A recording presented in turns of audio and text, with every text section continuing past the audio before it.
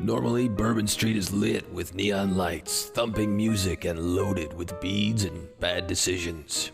This street has a ton of interesting bars offering everything from huge-ass beers to go, 3 for 1, stripper poles, and a non-stop party.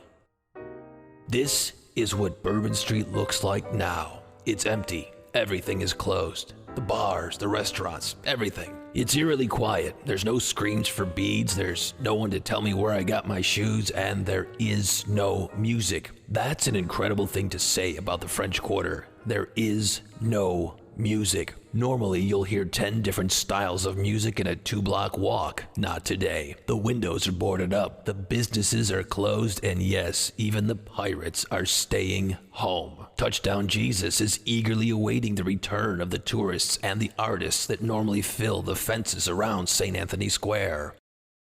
Jackson Square is empty as well. No brass bands, no fortune tellers, and no pirates in the alley. Oh, but we'll be ready when things get back to normal. There seems to be a lot of construction in the quarter. Repairs that have waited years to be done are now being completed. Look at this. The Courtyard Bar at the blacksmith shop is being redone. New Orleans is quiet for now. When this is over, you're gonna need a getaway, and New Orleans is the place to go to celebrate life and connection.